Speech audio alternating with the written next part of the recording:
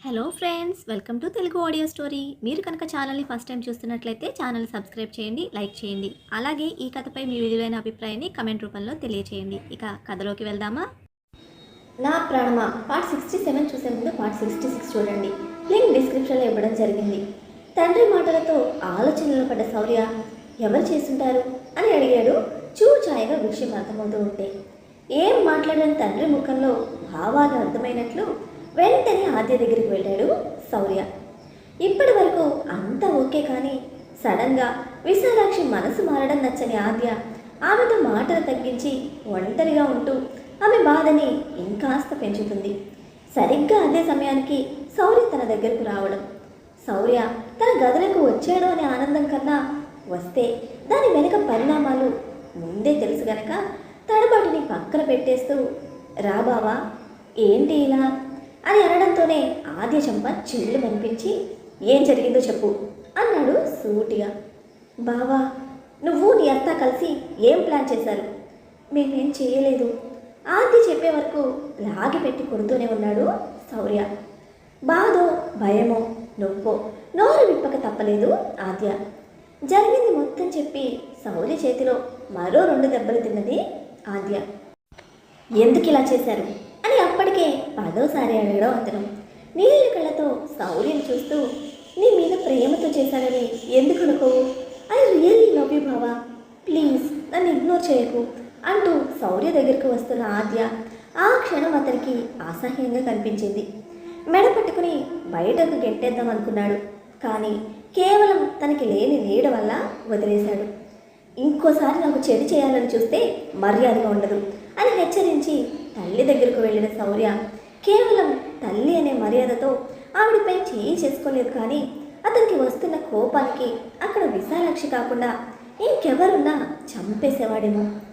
అసలు ఏమనలేదు, ఒక్కటే మాట, నీ కొడుకు సంతోషం ఇలా వెతుక్కున్నావా అని. విషయం శౌర్యకి తెలిసిపోయిందని అర్థమైన విశాలాక్షికి కన్నీళ్ళు లాగలేదు. కన్న కూతురు బాధ చూడలేదు, కొడుకు ప్రేమను పట్టించుకోలేదు, స్టేటస్ కావాల్సి వచ్చింది నీకు. శౌర్య స్టాప్ ఇట్, ఇంకెప్పుడు నన్ను అలా పిలవకు, ఆ అర్హత నీకు లేదు ఇప్పుడు అని చెప్పి వెనక్కి తిరిగేసరికి అక్కడ ఉన్నారు సత్యమూర్తి గారు. తండ్రిని అక్కడ చూసి నీళ్ళ కళ్ళతో దగ్గరికి వెళుతూ మీలాంటి పేరెంట్స్ దొరికినందుకు నేను చాలా లక్కీ అని అనుకున్నాను, కానీ కాదు నాన్న, thanks for proving this like this, ఎప్పటికీ మర్చిపోలేను అంటూ తల్లికి చేతులు జోడించి వెళ్తున్నాను. ఎక్కడికి ఏంటి అని అడగండి. తెలివి తక్కువ తరమో ఓవర్ ఎమోషన్ వల్లనో నా లైఫ్లో ఇంపార్టెంట్ పర్సనల్ని మిస్ చేసుకున్నాను. అది వెళ్ళిపోయాకే తెలిసింది నేను ఏం పోగొట్టుకున్నాను అని. నీ గురించి ఆలోచించి దాన్ని ద్వేషించాను ఎన్ని రోజులు. పాపం పిచ్చిది, నన్ను ఇష్టపడినందుకు ఎందరి దగ్గర మాటలు పడిందో. ఆఖరికి తన తప్పు లేకపోయినా జాను చేత చెంపదెబ్బలు తిన్నారు, అది దాని అన్నయ్య అని భారంగా చెప్తూ ఇంకా మాట్లాడలేక తండ్రి వైపు ఒకసారి చూసి వెళ్తున్నాను నాన్న, దాంతోనే తిరిగి వస్తాను అని చెప్పి వాళ్ళ ముఖాలు కూడా తిరిగి చూడకుండా అక్కడి నుండి వెళ్ళిపోయిన శౌర్య సమీర వాళ్ళ ఇంటికి వెళ్ళాడు. కానీ లోపలికి వెళ్ళే ధైర్యం చేయలేదు. తర్వాతే తెలిసింది సమీర ఇండియాలో లేదని. రాజ్ కమల్ హెల్ప్తో సమీర కోసం ఆరా తీస్తే ఇండియాలో లేదు, అబ్రాడ్లో ఉందని తెలిసింది. కానీ ఎక్కడ అనేది క్లారిటీ లేక బాగా తెలిసిన వాళ్ళ దగ్గర నుండి కనుక్కుంటే ఆల్రెడీ ధర్మేంద్ర ఇచ్చిన ఫేక్ ఇన్ఫర్మేషన్ ప్రకారం సమీర జర్మనీలో ఉందని చెప్పగానే కనీసం ఆలోచించకుండా వెళ్ళాడు శౌర్య. 2 నెలల పాటు వెతికించినా కనిపించలేని సమీర జాడ కోసం ఆల్మోస్ట్ పిచ్చోడైపోయాడు అతను. తర్వాత కమల్ ద్వారా యూకేలో ఉందని తెలిసింది, కానీ కన్ఫర్మ్గా చెప్పలేకపోయాడు. తను దొరకడం కావాలి శౌర్యకి, అది ఎలా అని కాదు, 1% ఛాన్స్ ఉన్నా వదులుకోలేడు. వెంటనే జర్మనీ నుండి యూకేకి వెళ్ళిన శౌర్యకి అక్కడ కూడా తన జాడ కనిపించలేదు. ఎలాంటి పరిస్థితుల్లో అయినా సమీర తన మెడిసిన్కి బ్రేక్ ఇవ్వదని ఫుల్ క్లారిటీ ఉన్న శౌర్య ఏ మెడికల్ కాలేజ్ కూడా వదలలేదు వెతకడంలో. అయినప్పటికీ రిజల్ట్స్ 0 అయినా గివప్ ఇవ్వలేదు. కమల్కి కాల్ చేసి ఇంకే కంట్రీలో అయినా ఉందేమో కనుక్కోరా అని అడిగేవాడు. ఎంతో ధైర్యంగా ఎవ్వరినీ లెక్క చేయని శౌర్య ఇప్పుడు ఒక అమ్మాయి కోసం దేశాలు పట్టుకొని తిరగడం అందరినీ ఆశ్చర్యానికి గురి చేసింది. ఈలోపు శౌర్య మీద బెంగతో విశాలాక్షి పశ్చాత్తాపం పొంది సమీర విషయంలో తను చేసిన తప్పు తెలుసుకొని అప్పుడు ఏదైతే అబద్ధపు కథ చెప్పి వాళ్ళని దూరం చేసిందో ఇప్పుడు అదే అబద్ధాన్ని నిజం చేస్తూ గుండెపోటుతో చనిపోయింది. విషయం తెలుసుకున్న శౌర్య తల్లి మీద కోపం ఉన్నప్పటికీ అంతకంటే ఉన్న ప్రేమ కారణంగా వెంటనే సమీర గురించి గాలింపులు వదిలేసి ఇండియాకి వచ్చిన శౌర్యకి తల్లి లేదనే బాధ కన్నా ఇప్పుడు తల్లి తోడు లేని జానుకి తన తోడవ్వాలని నిర్ణయించుకున్నాడు. అతని నమ్మకం సమీర ఎప్పటికైనా తనని వెతుక్కుంటూ ఇండియాకి వస్తుంది అని. భార్య లేని లోటు వల్ల బాగా కుంగిపోయిన తండ్రి భుజాల మీదకు ఇంకా బిజినెస్ వదలలేక అక్కడే ఉంటూ జాను హెల్త్ పట్ల కేర్ తీసుకుంటూ ఇండియాలోనే ఉండిపోయాడు. మనుషుల్లో ఉన్నప్పటికీ తన పట్ల కేర్ తీసుకుంటున్నప్పటికీ ముభావంగా ఉన్న శౌర్య మనసులో బాధ ఆమెని తాకింది. అలా అని సమీరని పెళ్లి చేసుకోమని చెప్పి తన తల్లి ఆత్మకి అశాంతి కలిగించలేదు నిజం తెలియని తను. తమ పట్ల కేర్ తీసుకుంటున్న ఆద్య తన వదిలిగా వస్తే మొదట కొన్ని రోజులు శౌర్య అడ్జస్ట్ కాకపోయినా తర్వాత అలవాటు పడతాడు. తల్లి కోరిక కూడా అదే కదా అనుకొని అదే మాట అతని చెవిన పెట్టింది ఓ సాయంత్రం. జాను వైపు చురుగ్గా ఓ చూపు చూసి లేదని సున్నితంగా చెప్దామని అనుకునేలోపు శౌర్య చేతిని తన చేతిలోకి తీసుకున్న జాను అతని వైపు దీనంగా చూస్తూ ఐ నో అన్నయ్య, నువ్వు ఇంకా సమీరని మర్చిపోలేదు అని. కానీ విను, మనకి అన్ని విధాలుగా ఆద్య మాత్రమే సరిపోతుంది. ప్లీజ్ అన్నయ్య, కాదనకు. నువ్వు ఆద్యని పెళ్లి చేసుకొని ఈ ఇంట్లో సంతోషంగా ఉండాలి. మీకు అమ్మ పుట్టాలి, నేను తనని చూడాలి. మిమ్మల్ని సంతోషంగా చూస్తూ నేను నా మిగిలిన జీవితాన్ని గడిపేస్తానన్నయ్య. ప్లీజ్ కాదనకు. గట్టిగా కోప్పడదాము అన్న జాను ఉన్న హెల్త్ స్టేట్ బాగోకపోవడంతో తనకి నచ్చ చెప్పాలి అనుకున్నాడు. కానీ ఆమె మాటల లోతు తెలుస్తున్న శౌర్యకి ఒక రకంగా ఆమె జీవితంలో గివప్ ఇచ్చేసినట్టు అనిపిస్తే ఇంత చిన్న వయసులో జాను ఎందుకు ఇలా ఆలోచించాలి అన్న ప్రశ్న అతన్ని బాధకు గురిచేసింది. అలాగే ఆమె పడుతున్న బాధకి ఇప్పుడు ఏం చెప్పినా అర్థం చేసుకోదని తెలిసి ఆ క్షణం నీ ఇష్టమని చెప్పక తప్పలేదు శౌర్యకి. ఇదే విషయం వెంటనే ఆద్యకు చెప్పి దగ్గరుండి పెళ్లి చేస్తానని ఇల్లంతా హడావిడి చేస్తున్న చెల్లిని చూస్తూ ఉండిపోయిన శౌర్యని డోర్ దగ్గర నిలబడి నిశ్శబ్దం చూస్తున్న ధర్మేంద్ర గారు కొడుకు భుజం మీద చేయి వేసి అంత ఇష్టమా జాను అంటే అని అడిగాడు. జాను కండిషన్ బాగాలేదు నాన్న. సమీర ఎక్కడుందో తెలీదు, మళ్ళీ కనిపిస్తుందో లేదో కూడా తెలియదు. అలాంటప్పుడు జానుకి ఇష్టమైనది చేసి తన బాధను కొంతలో కొంతవరకైనా తగ్గించగలనని నా నమ్మకం అని అంటున్న శౌర్యతో ఆద్యతో నువ్వు ఉండలేవురా అని అంటున్న సత్యమూర్తి గారితో జాను క్యూర్ అవుతుంది నాన్న అని చెప్పి అక్కడి నుండి లేచి వెళ్ళిపోయిన శౌర్య పనిలో బిజీ అయిపోయాడు. తర్వాత ఆద్య చాలాసార్లు శౌర్యకి క్లోజ్ అవ్వాలని ట్రై చేసింది, కానీ కనీసం అతని చిటికెన వేలు కూడా తాకలేకపోయింది. కరెక్ట్గా అప్పటికే కమల్ విషయం తెలుసుకున్న శౌర్యకి అదంతా తప్పుగా అనిపించలేదు. ఎలాంటి పరిస్థితిలో అయినా ఆద్య కమల్కి చెందాలి అన్న తాపత్రయంలో ఛాన్స్ కోసం చూస్తూ ఉండగా సమీర ఇండియాలో కనిపించింది. అప్పటికే గడిచిన కాలంలో 2 ఏళ్లు దాటిపోయాయి. సిటీ రోడ్ దాటి సిటీకి దూరంగా ఉన్న రిసార్ట్స్ వైపు వెళ్తున్న సమీర కార్ని ఫాలో అయిన శౌర్యని అడుగుతున్నాడు.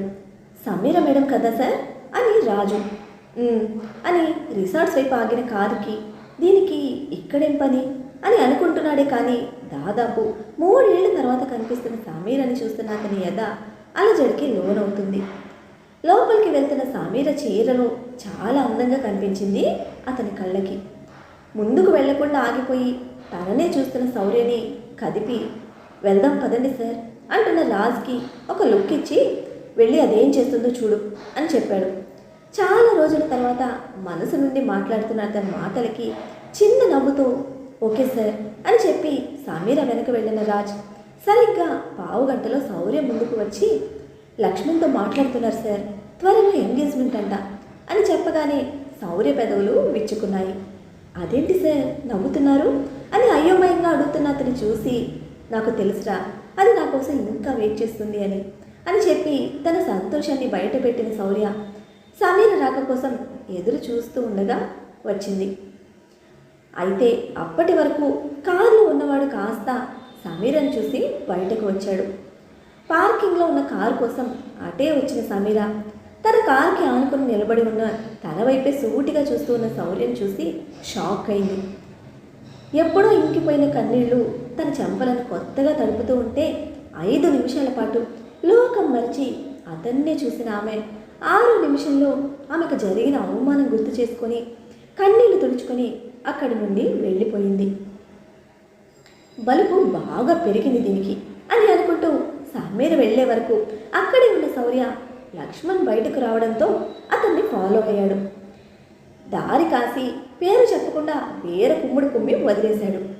ఏదో సాధించాను అన్న సంతోషంలో ఇంటికి చేరుకున్న అతను సమీర కనిపించింది అన్న నిజాన్ని జానుకు చెప్పి ఆమె కళ్ళలో కోపాన్ని కన్నీటిని ఒకేసారి చూశాడు.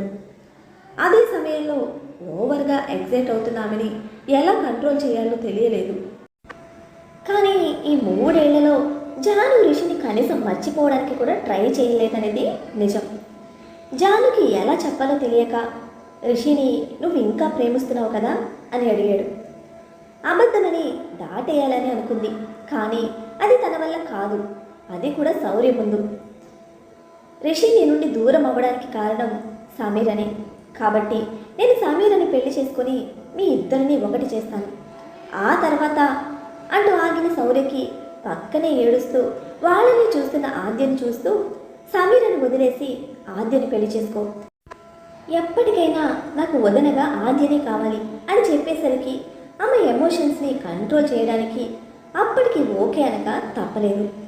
కానీ శౌర్యకి తెలియదు అదే తన పాలిట శాపమవుతుంది అని, ఇప్పటి తమ దూరానికి కారణమవుతుంది అని. అప్పుడు కేవలం శౌర్య ఆలోచనల్లో ఒక్కటే ఉంది, తన సమీరని పెళ్లి చేసుకొని వాళ్ళ ఫ్యామిలీకి కొంచెం క్లోజ్ అయ్యి రిషి జానుల పెళ్లి చేయొచ్చు అని. నెమ్మదిగా ఆది మనసు మార్చి కమల్ ప్రేమ ఆమెకు తెలిసేలా చేయాలని. అప్పుడు అతనికి కనిపించిన మార్గం అదే. తప్పో ఒప్పో సమీరని పెళ్లి చేసుకున్నాడు. ఆమె ఇష్టం అతనిపై పదిలమని తెలుసుకొని. కానీ మాట వరుసకు ఇచ్చిన మాట తమ మధ్య ఎంత దూరాన్ని తెచ్చిపెడుతుంది అని మాత్రం ఊహించలేదు అతను. ప్రెజెంట్ పర్లేదు, ఒంటరి జీవితానికి అలవాటు పడుతున్నాను అని చెప్తున్న జానుని చూస్తూ డ్రైవర్ని పిలిచి తనని ఇంటి దగ్గర డ్రాప్ చేయమని చెప్పాడు శౌర్య. జాను వెళ్ళాక చైర్ వెనక్కి వాలి కళ్ళు మూసుకున్న అతనికి తన జీవితం మళ్ళీ మొదటికి వచ్చినట్టు అనిపిస్తూ ఉంటే తెలియకుండానే గతంలోకి జారుకున్నాడు. హాస్పిటల్ కాంపౌండర్ పిలుపుకి బాహ్య లోకానికి వచ్చిన శౌర్య ఎదురుగా ఉన్న వ్యక్తిని చూసి ఏంటి అన్నట్టు చూడగా పక్కన ఖాళీగా ఒక రూమ్ ఉంది సార్, డాక్టర్ మిమ్మల్ని ఆ రూమ్లో రెస్ట్ తీసుకోమన్నారు అని చెప్పిన అతనితో నో థ్యాంక్స్ అని చెప్పి అక్కడి నుండి లేచి తండ్రి ఉన్న గదిలోకి వెళ్ళిన శౌర్య సత్యమూర్తి దగ్గర కాసేపు కూర్చొని కంట తడి పెట్టుకున్నాడు. ఇంకా అక్కడ ఉండలేక బయటకు వచ్చిన అతనికి తనని వీడనంటున్నాయి సమీర జ్ఞాపకాలు. నెక్స్ట్ ఏం చేయాలో తెలియదు. సమీర పరిస్థితి కూడా తెలియదు. చెల్లి బాధపడకూడదని అప్పుడు ఏదో అన్నాడు, కానీ ఇప్పుడు సమీర తన మాట వల్ల ఎంత బాధపడిందో తెలుస్తూ ఉంటే తప్పు చేసిన ఫీలింగ్ పీక్స్లో అతన్ని రిగ్రెట్ ఫీల్లోకి నెట్టేస్తూ ఉంటే వీలైనంత త్వరగా సమీర దగ్గరకు వెళ్ళి అన్ని విషయాలు వివరించాలి అనుకున్నాడు. అంతకంటే ముందు జాను దగ్గరికి వెళ్ళాలి అనుకున్నా అతను ముందుగా జానుకి నిజం చెప్పకపోవడం వల్లే ఇదంతా జరిగింది అన్న క్లారిటీతో ఏం చేయాలో తెలిసొచ్చింది.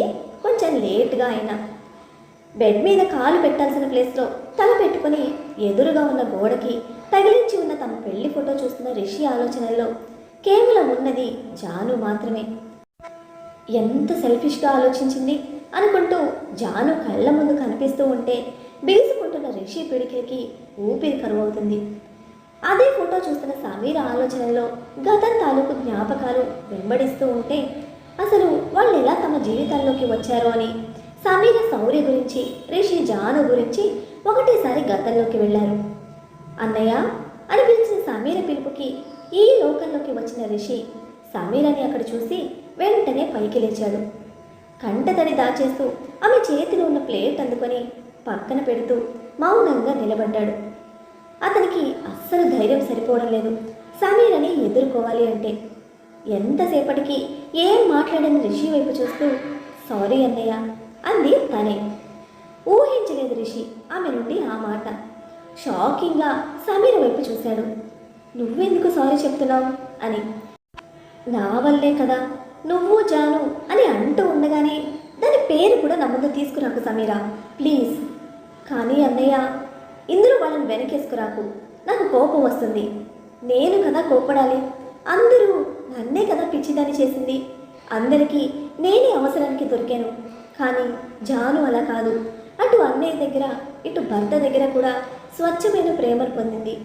ఎటువంటి ప్రేమని పొందని నేను కదా ఏడవాలి అంటూ అంతకంతకు సమీర గొంతులో పెరుగుతున్న ఉద్వేగానికి సమీర భుజం చుట్టూ చేయేసి దగ్గరకు తీసుకున్నాడు రిషి.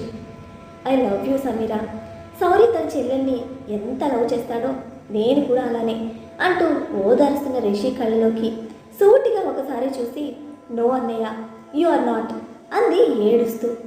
సమీ, ప్లీజ్ ఆపే, ఇంకా అబద్ధాలు చెప్పి నన్ను మోసం చేయాలని చూడకండి. ఐఎమ్ టైర్డ్ ఆఫ్ దిస్ అని చెప్పి రిషి కళ్ళలోకి సూటిగా చూస్తూ, నీకు తెలుసుకోవాలని లేదా అన్నయ్య, ఎందుకు జాను వద్దు అన్నాను అని అడుగుతున్న సమీర కన్నీళ్లు తుడుచుకొని, ఆ రోజు విశాలాక్షి తమ తల్లిదండ్రుల గురించి చెడుగా మాట్లాడడం చెప్పి నేను కూడా సౌరిని మళ్ళీ నా లైఫ్లోకి రాణిస్తాను అని అనుకోలేదు. అది జరిగిపోయింది. నా ఇష్టంతో పెళ్లి జరిగినప్పటికీ అందులో ఎక్కువ శౌర్య బలవత్తమే ఉంది. పెళ్లి చేసేసుకున్నాను కదా అని శౌర్య తల్లి అన్న మాటలు మర్చిపోలేను. అందుకే అప్పుడు నిన్ను జానుని కలపడానికి నేను ఇష్టపడలేదు అని చెప్పిన సమీరని కన్నీళ్లతో చూస్తూ, ఎంతకాలం ఇంత బాధని నువ్వే ఎందుకు మోసావు, నాకు చెప్పు ఉండాల్సింది కదా అన్నాడు బాధగా. అందుకు సమీర విరక్తిగా నవ్వి, వాడి పరిచయంలో ఎంత ప్రేమను పొందానో అంతకంటే ఎక్కువ బాధని పొందాను అని చెప్పి, జాను నిన్ను సిన్సియర్గా లవ్ చేస్తుందన్నయ్య, అందుకే చివరికి నీ ప్రేమను పొందింది అని చెప్పి అక్కడ నుండి వెళ్ళిపోయింది సమీర. జాను కోసం సమీర ఎంత సీరియస్గా చెప్పినా అది నమ్మాలనిపించడం లేదు రిషికి. రోడ్డు మీద జీవచ్చవంలా నడుస్తున్న ఆద్యని ఫాలో అయ్యాడు కమల్. నేరుగా వెళ్ళి ఆమె ముందు కారు ఆపి కూర్చోమన్నాడు లోపల. అతని మాటలు పట్టించుకోకుండా ముందుకు కదిలి వెళుతున్న ఆద్య చేతిని పట్టుకొని ఆపి తనే లోపల కూర్చోబెట్టాడు.